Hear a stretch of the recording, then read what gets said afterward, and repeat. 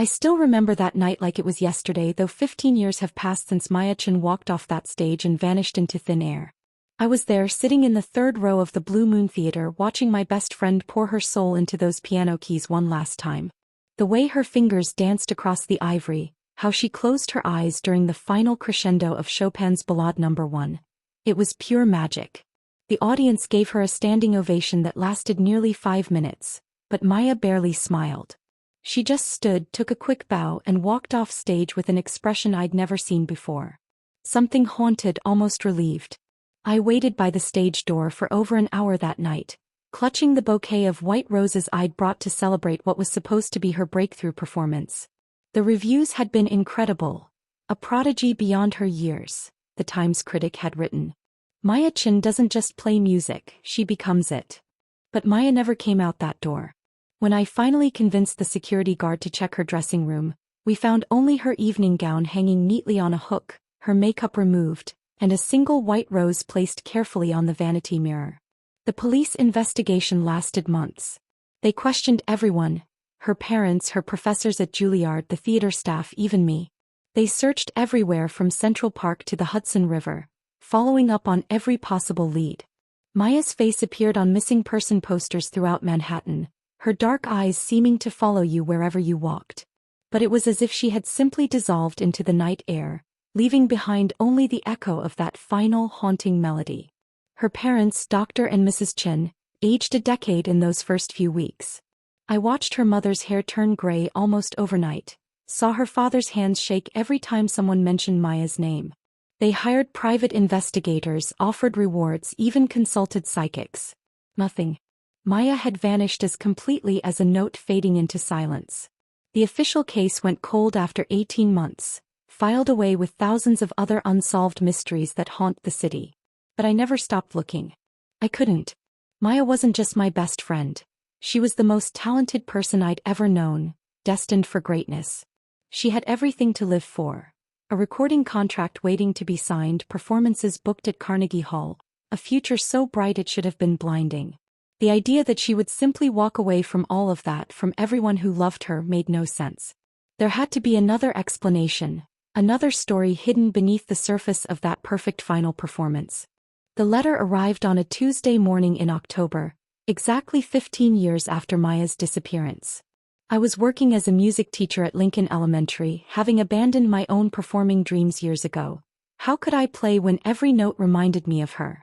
The janitor, Mr. Rodriguez, knocked on my classroom door during lunch break, holding an envelope that looked like it had been aged by decades rather than years. "Found this wedged way up under the old Steinway in the basement," he said, handing me the yellowed envelope. "Weird place for mail, don't you think?" The basement piano had been donated to the school about 10 years ago, he explained. It had come from some theater that was being renovated, the Blue Moon Theater. My heart stopped. The envelope had my name written on it in handwriting I recognized immediately. Maya's delicate script, with those distinctive loops on the Y and G that I'd seen on countless birthday cards and notes passed during boring lectures.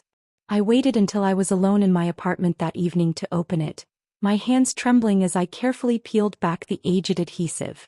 Inside was a single sheet of paper, written in Maya's unmistakable handwriting, and a small brass key attached to a thin chain.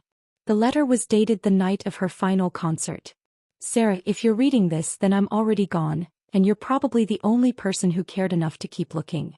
I'm so sorry I couldn't tell you the truth that night. There are things about my life, about why I started playing piano, that I never shared with anyone. The music wasn't just my passion. It was my prison.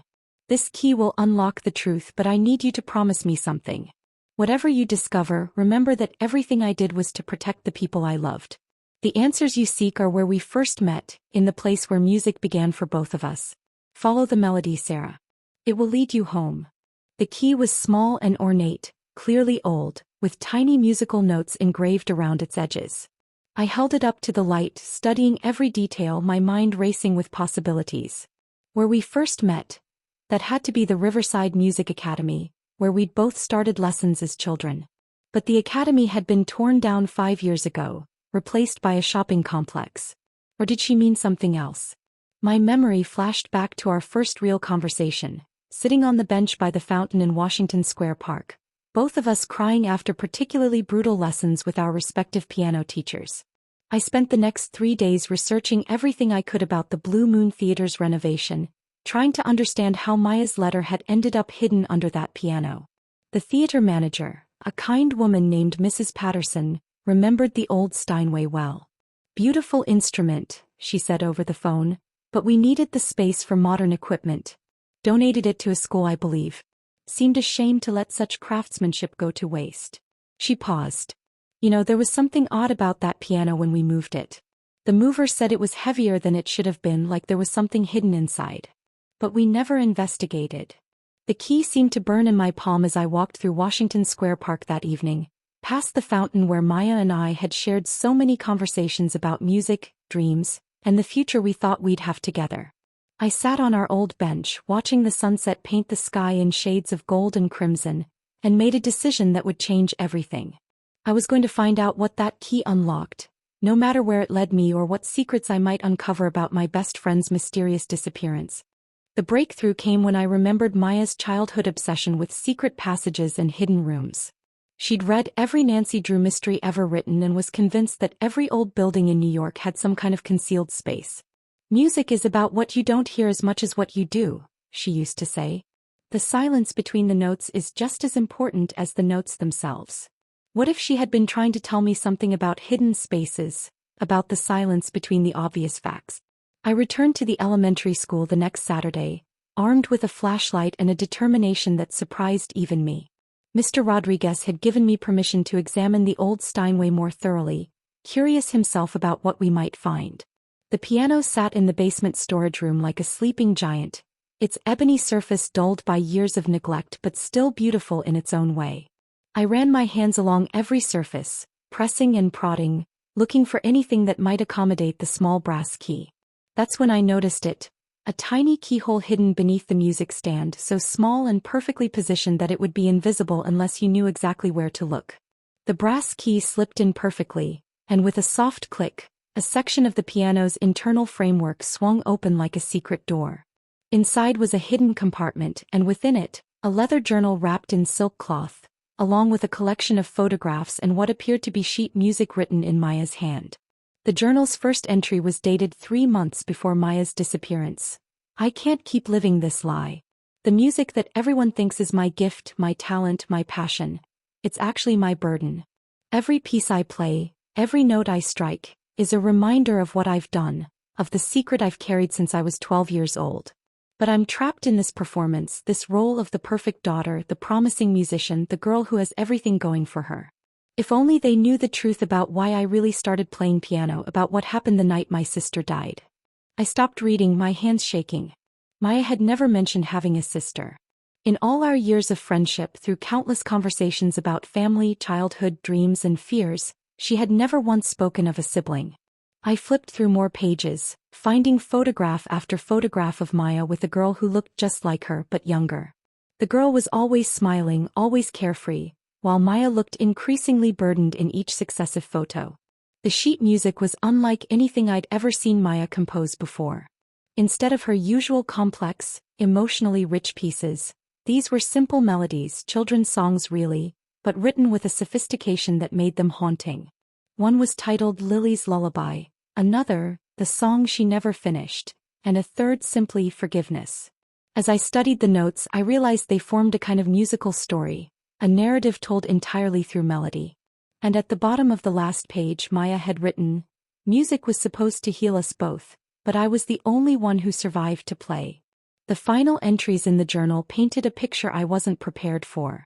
Maya hadn't just disappeared, she had carefully orchestrated her own vanishing, spending months planning every detail. But why? The answer lay in the photographs and in the last entry she'd written. "Tomorrow I perform for the last time as Maya Chen. After tonight I'll finally be free to grieve properly, to stop pretending that I deserve the applause, to find a way to live with what I've carried all these years. Sarah will understand eventually. She's the only one who ever saw past the performance to the person underneath. I pray she can forgive me for leaving, and I hope someday she'll play Lily's Lullaby and think of both of us." I spent the next week diving deeper into Maya's hidden life, using the clues from her journal to piece together the tragedy she'd been carrying alone for so many years. Through old newspaper archives and public records, I finally found the truth about Lily Chen, Maya's younger sister who had died in a car accident when Maya was 12 and Lily was only 8.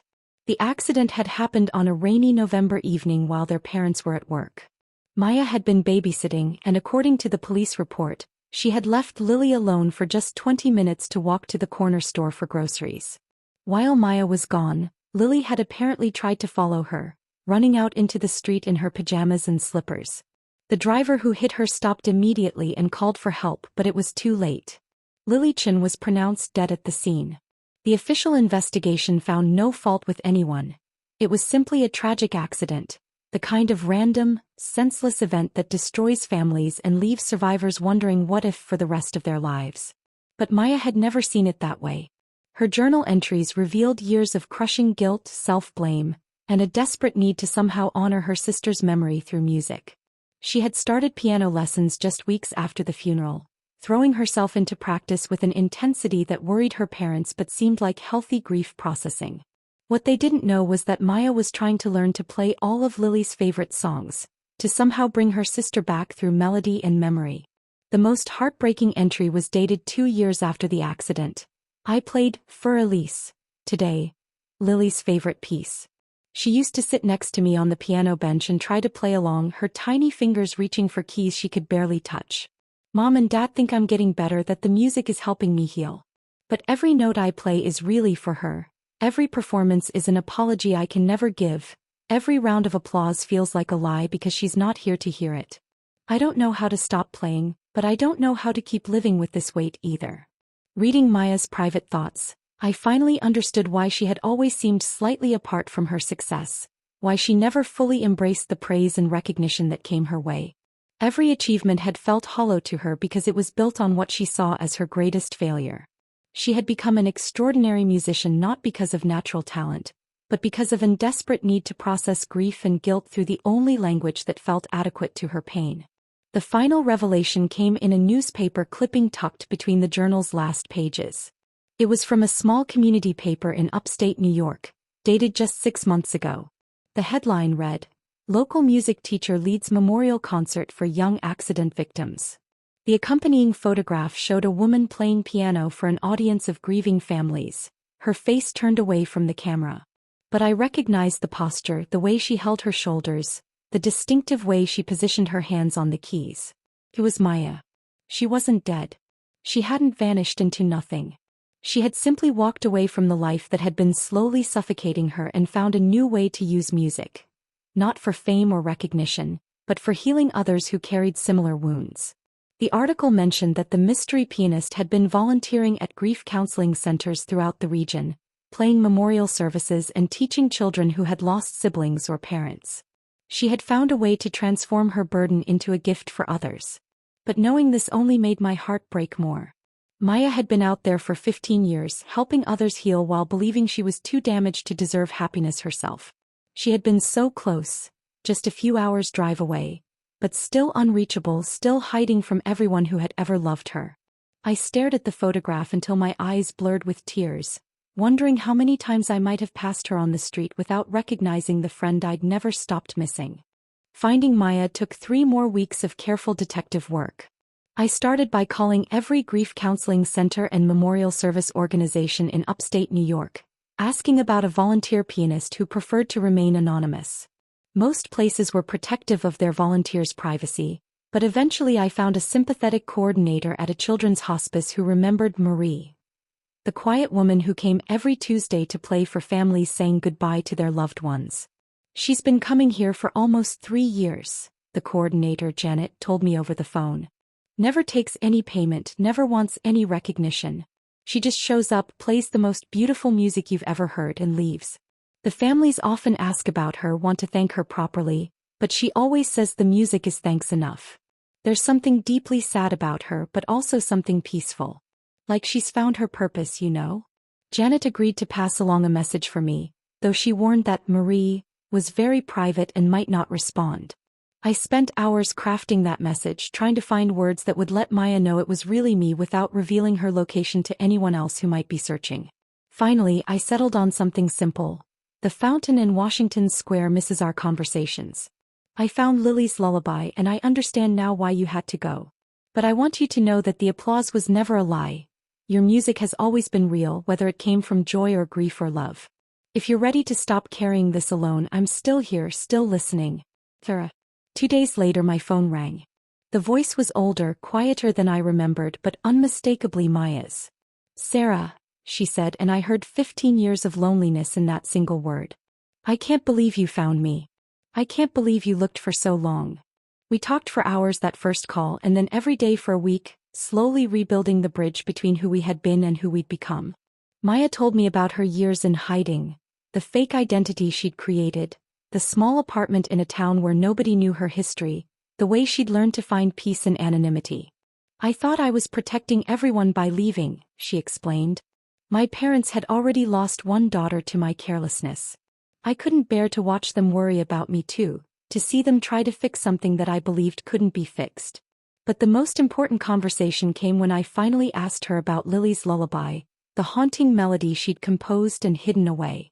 I wrote it the night before my last concert, Maya said. It was my way of finally saying goodbye not just to my old life but to the guilt I'd been carrying. Playing it for others, for families who were dealing with their own losses, helped me realize that grief doesn't have to be a life sentence. It can be transformed into something that helps others heal.